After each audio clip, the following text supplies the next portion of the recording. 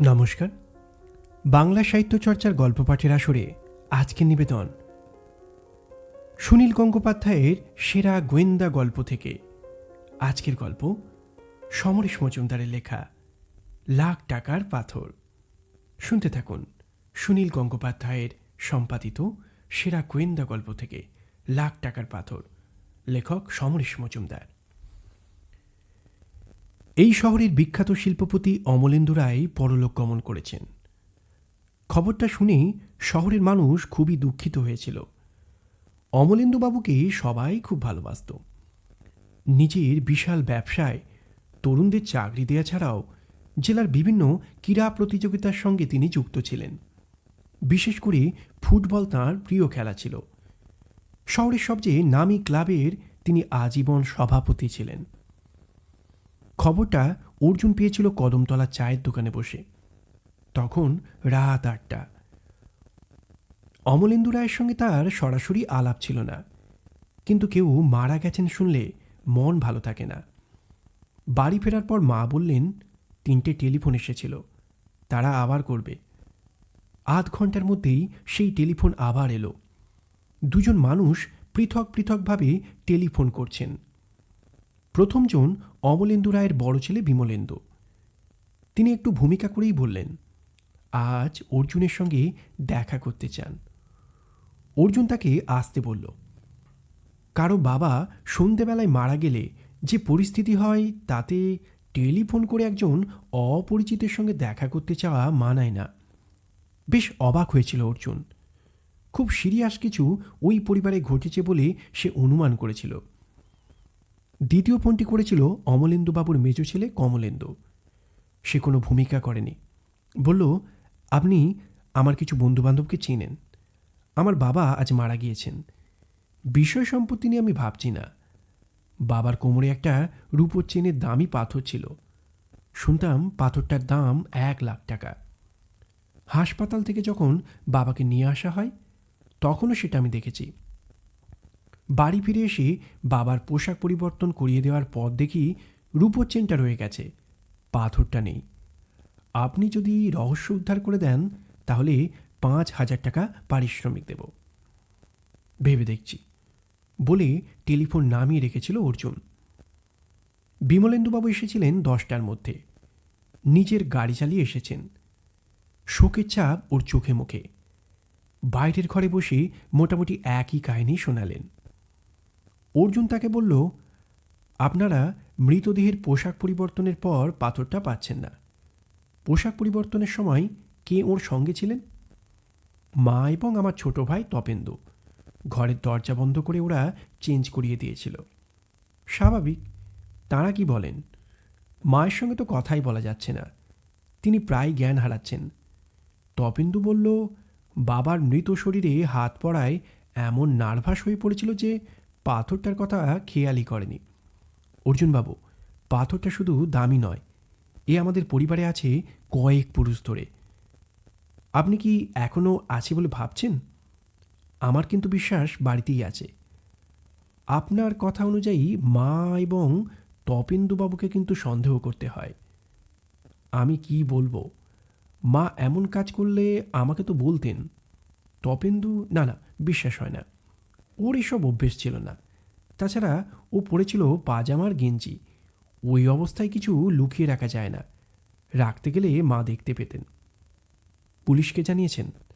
না, আমরা থানা পুলিশ করতে চাই না। লোকে বলবে বাবা মারা যাওয়া মাত্র গোলমাল শুরু হয়ে গেল। আমাদের পারিবারিক সম্মান কিছু থাকবে না। আপনার মেজ ভাইকে সন্দেহ হয়? ঠিক সন্দেহ বলতে যা বোঝায় তা হয় না, তবে ওর টাকা পয়সার খুব টান। বাবা খুব অসন্তুষ্ট ছিলেন ওর বাজে খরচের বহর দেখে। হাসপাতাল থেকে আসার সময় ওই দেখেছিল পাথরটা বাবার কোমরের চেনের সঙ্গে ঠিক আছে। হাসপাতালে ভর্তি করার সময় শরীরের গয়না খুলে রাখার কথা। আপনারা অত দামি জিনিস শুদ্ধ ভর্তি করেছিলেন? ওখান থেকেও তো চুরি যেতে পারত। দুপুরে বাবার হার্ট অ্যাটাক হওয়ার পর ওসব ভাববার সময় ছিল না। হাসপাতাল থেকেও কিছু বলেনি। মেজ ভাই না বললে এখনও আমার মনে পড়তো না। আপনার মেজ ভাই ছাড়া কেউ হাসপাতাল থেকে আসার সময় পাথরটাকে দেখেনি, তাই তো? একটু ভেবে বলুন। হ্যাঁ, একমাত্র ওই দেখেছিল। তাহলে তো এমনও হতে পারে ওটা হাসপাতাল থেকেই খোয়া গিয়েছে। আপনার মেজো ভাই মিথ্যে বলছেন যাতে লোকে ভাবে বাড়ি আসার পর কেউ সরিয়েছে। হ্যাঁ, তা কি সম্ভব? কিছুই অসম্ভব নয়। আবার ঠিক এইটাই ঘটেছে এমন কথাও আমি বলছি না। আমি সম্ভাবনাগুলো তুলে ধরছি। আচ্ছা, পোশাক পাল্টে দেওয়ার পর ওই ঘরের ভেতর থেকে কে বেরিয়ে এসেছিল প্রথমে? আপনারা কোথায় ছিলেন?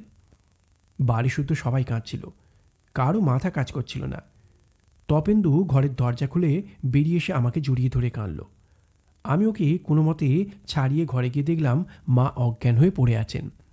মাকে জড়িয়ে ধরে অনেক ডাকাডাকির পর ওর জ্ঞান এলো। তখন ঘরে কে কে ছিলেন? তখন তপেন্দু বেরিয়ে যাওয়ার পর ওই ঘরে মা ছিলেন এবং আমি ঢুকেছিলাম। আপনার পর? আমি চেঁচিয়ে মাকে ডাকাডাকি করার পর সবাই তো এসে পড়ল। ততক্ষণ আপনি একা আর আপনার মা অজ্ঞান হয়ে পড়েছিলেন? হ্যাঁ, কিন্তু সেটা আধ মিনিটও নয়। ওই সময়েই ইচ্ছে করলে আপনি পাথরটা সরাতে পারেন। বিমলেন্দুবাবু চমকে উঠলেন। এ আপনি কি বলছেন? আমি চোর? আমি চুরি করলে আপনার কাছে আসবো কেন? ছি ছি ছি। বিমলেন্দুবাবু, আমি আপনাকে একটা সম্ভাবনার কথা বলছি। আপনি চুরি করতেও পারেন, আবার নাও পারেন। দেখা যাচ্ছে আপনাদের তিন ভাইয়ের কেউই সন্দেহের বাইরে থাকার মতো কাজ করেননি। কিন্তু এই ব্যাপারে এখনই তদন্ত করতে গেলে জানাজানি হয়ে যাবে যে। না, শ্রাদ্ধের আগে ব্যাপারটাকে গোপন রাখতেই হবে। তাহলে আপনি আজ একবার আমাদের বাড়িতে আসুন না। গিয়ে কি করব? কাউকে জেরা করতে না পারলে? কথাটা বলেই মত পাল্টালো অর্জুন। ঠিক আছে, আপনি যান, আমি আসছি। বিমলেন্দু ওর হাত জড়িয়ে ধরলেন, মুখে কিছু বললেন না। ভদ্রলোক চলে যাওয়ার পর ব্যাপারটা নিয়ে ভাবছিল অর্জুন। এরকম পরিস্থিতিতে সে কখনো পড়েনি। কাউকে জেরা করা চলবে না, কেউ জানতে পারবে না, অথচ তদন্ত করে বের করতে হবে সেই মূল্যবান পাথরটা কোথায় গেল। এ কি সম্ভব? অমলেন্দুবাবুর তিন ছেলে এবং তিনজনে যে কেউ ওটাকে সরাতে পারে এবং সেই সুযোগও তারা পেয়েছিল। মোটর বাইক নিয়ে সোজা হাসপাতালে চলে এলো অর্জুন। খোঁজ খবর নিয়ে সেই নার্সের সামনে উপস্থিত হলো, যিনি অমলেন্দুবাবুর সেবায় ছিলেন। অর্জুন তাকে জিজ্ঞেস করতেই তিনি মাথা নাড়লেন। হ্যাঁ, দেখেছি, রূপোর চেনে পাথরটা ছিল। ওর মেজো ছেলে বারবার ওটার খবর নিচ্ছিলেন। কখন? মারা যাবার আগে না পরে? ভর্তি হওয়ার পর বলেছিলেন একবার, মারা যাওয়ার পর কয়েকবার। আমি বিরক্ত হয়ে বলেছিলাম, অতই যখন চিন্তা, খুলে নিজের কাছে রাখুন না। তাতে উনি জবাব দিয়েছিলেন, না, মা দুঃখ পাবে। হাসপাতাল থেকে বডি নিয়ে যাওয়ার সময় ওটা ঠিক ছিল? হ্যাঁ, এ ব্যাপারে আমি নিঃসন্দেহ। কেন বলুন তো এসব জিজ্ঞেস করছেন? পরে বলবো। অর্জুন আর দাঁড়ায়নি। নার্সের বক্তব্য যদি সঠিক হয় তাহলে মেজো ভাই কমলেন্দু পাথরটা সরায়নি। রায়বাড়িতে চলে এলো অর্জুন। শোকের বাড়ি। এখনও লোকজন আছে। খুঁজে খুঁজে তপেন্দুকে বের করল সে। ছাদের ঘরে একা বসে সিগারেট খাচ্ছে। পরনে এখনো পাজামা আর গেঞ্জি। অর্জুনকে সে চেনার চেষ্টা করল। বয়স 20-21 মধ্যে। অর্জুন বলল, আপনার বাবা আমার শ্রদ্ধেয় মানুষ। খবরটা পেয়ে এসেছিলাম। এখানে সবাই আমার গুরুজন। সিগারেট খেতে পাচ্ছিলাম না ওদের সামনে, তাই চলে এলাম ওপরে। দেশলাই আছে? তপেন্দু বিরক্ত হয়ে কোমরে হাত দিয়ে পাজামার দড়ির ভেতরে উল্টানো কাপড়ের মধ্যে থেকে দেশলাই বার করে এগিয়ে ধরল। সিগারেট ধরালো অর্জুন। এই দেশলাইটা কতক্ষণ কোমরে রেখেছেন? দুপুর থেকে। কেন? ওভাবে তো কেউ রাখে না। আমার আজ পেট খারাপ, কবার বাথরুমে গিয়েছি, হাসপাতালেও যেতে পারিনি, তাই পাঞ্জাবি পরিনি, রাখবো কোথায়? পেট খারাপ অবস্থায় বাবার পোশাক পরিবর্তন করলেন? মা আমাকে ডেকেছিলেন বলেই করতে হলো। আপনি কেন এসব প্রশ্ন করছেন? এমনি। অর্জুন হেসে নেমে এলো। পাজামা পরে কোমরে দেশলাই কুঁচে রাখলে কেউ অন্য কিছু লুকিয়ে রাখতে পারে না। তপেন্দুর পকেটের বালাই নেই। হাতে করে নিশ্চয়ই পাথর নিয়ে বের হয়নি। মা অজ্ঞান হয়ে গেছেন দেখে যদিও সেই সুযোগ ছিল। এক যদি সে ডেড বডির নিচে ওটা লুকিয়ে রাখে তাহলে আলাদা কথা, না হলে ছোট ভাই তপেন্দু পাথর সরায়নি। রাত এখন 12টা। মৃতদেহ এখনই শ্মশানে নিয়ে যাওয়া হবে কি না এ ব্যাপারে আলোচনা হচ্ছে। বিমলেন্দু অর্জুনকে দেখে এগিয়ে এলেন। বাবাকে দেখবেন? হ্যাঁ, আসুন। ঘরের দরজা ভেজানো ছিল। কোণের দিকে খাটে অমলেন্দুবাবু শুয়ে আছেন। দরজা থেকে সেটা বেশ দূরে। তার মাথার কাছে একজন মহিলা বসে আছেন, পায়ের কাছে কয়েকজন। ঘরে ঢুকেই অর্জুন চাপা গলায় জিজ্ঞেস করল, ভেতরে ঢোকার কত পরে আপনি মাকে ডেকেছিলেন? বড় জোর 8 মিনিট, তাও হবে না হয়তো। উনি অজ্ঞান হয়েছিলেন? হ্যাঁ, মাথার পাশে মা বসে আছেন। ঠিক আছে, আপনি পায়ের কাছে যারা বসে আছেন তাদের একটু বাইরে নিয়ে যান। 8 মিনিটের মধ্যে এই ঘরে ঢুকে খাটের কাছে পৌঁছে কোমর থেকে চেন বের করে পাথর খুলে নেওয়া কোনো মানুষের পক্ষে সম্ভব নয় বলেই বড় ছেলে বিমলেন্দু সেটা সরাতে পারে না। অবশ্য সময়টা যদি 8 মিনিটের অনেক বেশি হয় তাহলে আলাদা কথা। ঘরে এখন কেউ নেই, শুধু তারা দুজন ছাড়া। অর্জুন বৃদ্ধার কাছে গিয়ে বিনীত গলায় বলল, মাসিমা, মেসোমশাই আমাকে ভালোবাসতেন। বৃদ্ধা বললেন, তুমি কে বাবা? আমি অর্জুন, সত্য অন্বেষণ করি। পাথরটা ঠিক জায়গায় রেখেছেন তো? সঙ্গে সঙ্গে কেঁদে উঠলেন বৃদ্ধা। চাপা গলায় কাঁদতে কাঁদতে বললেন, ভস্য হয়ে যাক, সব ভস্য হয়ে যাক। অর্জুন অমলেন্দুবাবুর দিকে তাকালো। মনে হলো গলার একটা দিক যেন সামান্য উঁচু, টিউমারের মতো। অত রাত্রে শ্মশানে একা আসতে এখনও অস্বস্তি হয়। যে মানুষেরা মৃতদেহ সৎকারের দায়িত্ব নেয় তাদের একজনের নাম মহাদেব। এর সঙ্গে আলাপ ছিল অর্জুনের। মহাদেব তখন চুপচাপ বসেছিল। শ্মশানে ইতিমধ্যেই 2টো চিতা জ্বলছে। মহাদেবকে আলাদা ডেকে নিচু গলায় কিছু বলল অর্জুন। তারপর পকেট থেকে 20টা টাকা বের করে দিল। অমলেন্দু রায়ের মৃতদেহ এসে গেল শ্মশানে। মফস্বল শহরের শ্মশানে আধুনিক ব্যবস্থা নেই।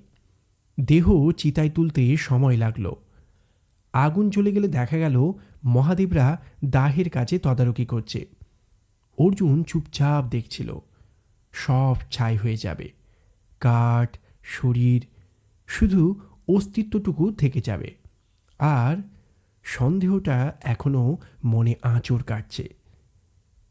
ক্রমশ চিতা ছাই হয়ে মাটিতে মিলিয়ে গেল।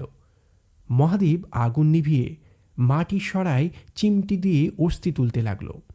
তারপর হঠাৎ হাত তুলে অর্জুনকে ডাকল। চিতার অনেক দূরে নদীর ধারে বসেছিল শ্মশান যাত্রীরা। ভোর হতে দেরি নেই। অর্জুন এগিয়ে যেতেই মহাদেব নির্লিপ্তভাবে একটা পাথরের ছোট টুকরো তুলে ধরল। এইটে বটিতে ছিল, পড়িনি। দাও। রুমাল বের করে জিনিসটা নিয়ে নিল অর্জুন। মহাদেব গেল ছেলেদের হাতে অস্থি তুলে দিতে। অর্জুন উঠল মোটর বাইকে। শূন্য বাড়ি। অমলেন্দুবাবুর ঘরে প্রদীপ জ্বলছে। মেঝেতে চুপচাপ বসেছিল ওর স্ত্রী। পায়ের শব্দে মুখ তুললেন। অর্জুন বলল, আবার বিরক্ত করছি। কে তুমি? আমি অর্জুন, রাত্রে কথা বলেছিলাম। কি চাও? আমি কিছুই চাই না। আপনি বলেছিলেন সব ভস্য হয়ে যাক, কিন্তু কিছু জিনিস আছে যা কিছুতেই ভস্য হয়ে যায় না, আগুন পোড়াতে পারে না। একটা খালি প্রদীপের খোল নিয়ে রুমাল থেকে পাথরটা বের করে রাখল তাতে অর্জুন। তারপর খোলটা বসিয়ে দিল প্রদীপের পাশে। এটা আপনাদের পারিবারিক সম্পত্তি। মনে হয় আপনি ছোট ছেলে বেরিয়ে যাওয়ার পর আপনার স্বামীর কোমর থেকে খুলে ওর মুখের মধ্যে ঢুকিয়ে দিয়েছিলেন। জিভের নিচে ওটা যাওয়ার কথা নয়, কি করে গলার ভেতরে গেল সেটা আপনি জানেন। বড় ছেলে ঘরে ঢোকার আগেই কাজটা করেছিলেন আপনি। আপনার একটাই স্বার্থ ছিল, জিনিসটা ছেলেদের হাতে পড়ুক আপনি চাননি। কিন্তু এটা ভস্য হয়নি। এখন কি করবেন তা নতুন করে ভাবুন। ওরা দাহ শেষ করেছে, এখনই ফিরে আসবে। এলাম। সারা রাত জাগার ক্লান্তি নিয়ে ভোরের রাস্তায় বাইক ছুটিয়ে যাচ্ছিল অর্জুন। এখন একটু ঘুমানো দরকার। সমরেশ মজুমদারের গল্প লাখ টাকার পাথর। আমাদের গল্প পাঠ এখানেই সমাপ্ত। গল্প পাঠ ভালো লাগলে চ্যানেলটির সঙ্গে থাকবেন। সকলকে ধন্যবাদ জানাই।